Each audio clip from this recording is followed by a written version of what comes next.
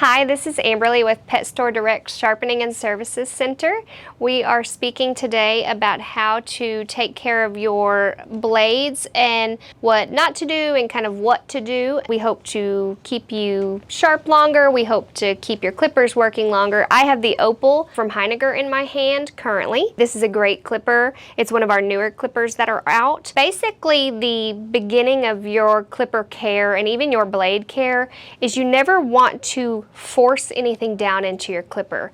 I know we've all been taught different things and we've all heard different things, best practices, but you never want to force anything down into your clipper.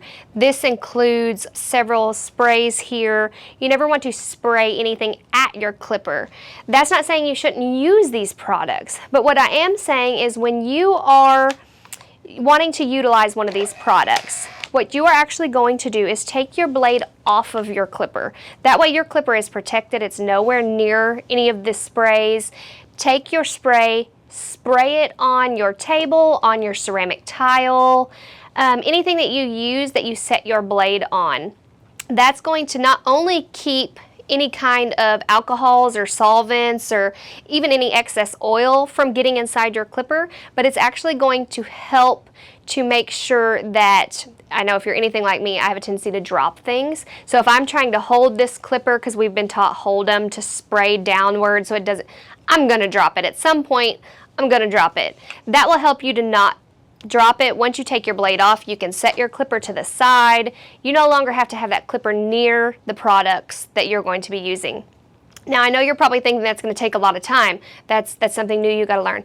It's really not more time, because when you are not going to use the blade, say that you're swapping blades, there's really no need to spray it with Cool Lube or any kind of spray because you're going to swap blades. Set it on your tray or wherever you're going to clean it later and just swap blades. When you swap that blade, however, every time you swap a blade and put it on your clipper, you should take your blade oil and just put a tiny drop on the teeth.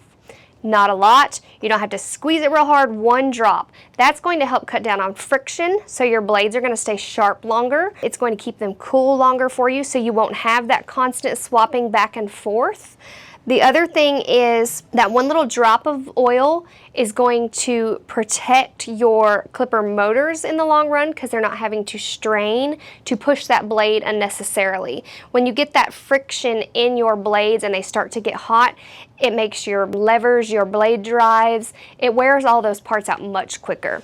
So these are just some tips that will help you to not only keep your clipper safe, because we know clippers are getting more expensive as time goes, parts get more expensive.